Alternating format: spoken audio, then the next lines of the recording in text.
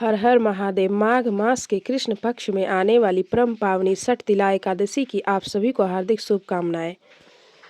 प्रातःकाल की इस मंगल वेला में हम परम भगवान श्री कृष्ण से यही प्रार्थना करते हैं कि वो आपको इस एकादशी व्रत के पालन द्वारा हर प्रकार से भौतिक सुख और आध्यात्मिक परम उच्च गति और उनकी शुद्ध भक्ति प्रदान करे। यह एकादशी अत्यंत विशेष है जो कि प्रत्येक वर्ष माघ मास के कृष्ण पक्ष की एकादशी तिथि को आती है। इस बार इस छठ तिला एकादशी का पालन कर रहे हैं हम 25 जनवरी 2025 शनिवार के दिन, और इस व्रत का पालन हम करेंगे 26 जनवरी 2025 रविवार के दिन सुबह 7:02 से लेकर 10:05 के बीच में। यह एकादशी विशेष इसलिए है क्योंकि वर्ष की सभी एकादशी में तिल का सेवन करना वर्जित माना गया है, लेकिन वर्ष में आने वाली एकमात्र यही ऐसी एकादशी है जिस दिन आपको तिल का सेवन करने की सलाह दी जाती है। हाँ, छठ तिला एकादशी के दिन 6 प्रकार से अलग अलग तिल के सेवन करने की सुझाव हमें मिलता है शास्त्रों से। इसी कारण से इस एकादशी को छठ तिला एकादशी के नाम से जाना जाता है। यह एकादशी आपके पूर्व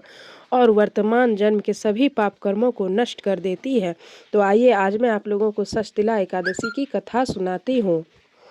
एक पौराणिक कथा के अनुसार एक समय युधिष्ठिर महाराज ने भगवान श्री कृष्ण से पूछा, जनार्दन, माघ मास के कृष्ण पक्ष में कौन सी एकादशी आती है और उसका महत्व क्या है? कृपया इस विषय में विस्तार पूर्वक बताएं। भगवान श्री कृष्ण ने मंद मुस्कान के साथ युधिष्ठिर महाराज के समक्ष देखा और जैसे जन कल्याण के लिए एक विशेष संदेश दे रहे हो उस भाव से उन्होंने कहा, हे राजन, माघ मास के कृष्ण पक्ष में आने वाली एकादशी को छठ तिला एकादशी के नाम से जाना जाता है। सभी पापों का नाश करने वाली इस एकादशी की कथा वास्तव में पुल्य मुनि ने दलपुर उच्चारण आपके समक्ष करता हूँ, ध्यान पूर्वक सुनिए।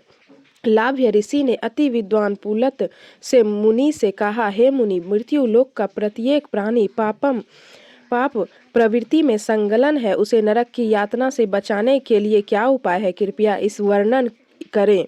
पुलक मुनि ने उत्तर दिया, महाभाग्य के कृष्ण पक्ष में आने वाली एकादशी को छठ तिला एकादशी के नाम से जाना जाता है। इस समय मनुष्य को स्नान करके इंद्रियों को संयम में रखकर एकादशी व्रत का पालन करना चाहिए और भगवान श्री कृष्ण द्वारा नारद मुनि को कही गई छठ तिला एकादशी की कथा का श्रवण करना चाहिए। ऋषि पुलक ने आगे कहते हैं कि छठ तिला एकादशी के दिन माघ मास के पवित्र समय में मनुष्य को स्नान करके इंद्रियों को संयम में रखकर काम, क्रोध, अहंकार, लोभ, निंदा का त्याग करना चाहिए। परम पुरुषोत्तम भगवान का स्मरण करते हुए भूमि को स्पर्श करने से पूर्व गिरा हुआ गोबर एकत्रित करके उसमें तिल और कपास मिलाकर 108 पिंड बनाना चाहिए।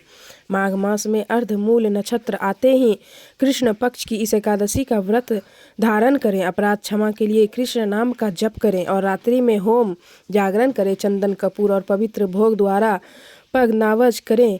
फिर भगवान के पवित्र नामों का उच्चारण करते हुए पवित्र अग्नि में उन तिल मिश्रित 108 पिंडों को भगवान को समर्पित करें।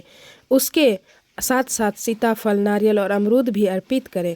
अगर ये वस्तुएं उपलब्ध ना हो तो उसके विकल्प में सुपारी भी अर्पित की जा सकती है। छठ तिला एकादशी पर तिल का दान देना, तिल का सेवन करना, तिल से स्नान करना, तिल डाला हुआ जल पीना, तिल का हवन करना और तिल का उबटन लगाना, यह 6 विशेष कार्य करने का महत्व है। तिल से जुड़े इन 6 कार्यों को करने के कारण ही इस एकादशी का छठ तिला एकादशी के नाम से जाना जाता है। इस एकादशी के विषय में कहा गया है कि जो भी व्यक्ति इस छठ तिला एकादशी के दिन तिल का दान देता है वह 1000 वर्षों तक स्वर्ग में वास करता है। पौराणिक समय में एक ब्राह्मणी रहती थी, ब्रह्मचर्य का पालन करते हुए भगवान की आराधना करती, व्रत उपवास का पालन करती थी, लेकिन कभी भी उसने किसी ब्राह्मण या देवताओं को अन्न का दान नहीं दिया था। अनेक यज्ञ और तपस्या के कारण उसका शरीर दुर्बल हो गया था। वह शुद्ध तो हो गई थी लेकिन उसने कभी अन्न दान नहीं दिया, इसलिए उसकी तपस्या अधूरी थी। एक दिन उसकी परीक्षा लेने के लिए भगवान श्री कृष्ण ब्राह्मण के रूप में उसके घर आए और अन्न की भिक्षा मांगी। उस ब्राह्मणी ने ब्राह्मण के वेश में आए हुए भगवान से पूछा, हे ब्रह्मादेव, आप कहाँ से आए हो? भगवान ने जानबूझकर कुछ नहीं कहा, इसलिए क्रोध में आकर उस ब्राह्मणी ने भगवान के भिक्षा पात्र में मिट्टी डाल दी। यह देखकर भगवान चुपचाप वहां से चले गए। अपनी तपस्या और व्रत पालन से वह ब्राह्मणी भगवान के धाम तो पहुंच गई लेकिन वहां उसे संपत्तिहीन और कांतिहीन एक सुंदर महल मिला जहां अन्न की कोई व्यवस्था नहीं थी। उस ब्राह्मणी ने यह देखा तो क्रोध में आकर भगवान से पूछने लगी, हे जनार्दन, मैंने सभी व्रत और तपस्या का पालन किया, आपकी उपासना की, फिर भी मुझे अन्न का अभाव क्यों मिला? यह सुनकर भगवान ने उत्तर देते हुए कहा, हे साध्वी, तुम अपने घर लौट जाओ, तुम्हें देखने देवताओं की पत्नियां आएगी, उन्हें षष्ठिला एकादशी की महिमा पूछकर ही तुम दरवाजा खोलना, अन्यथा नहीं।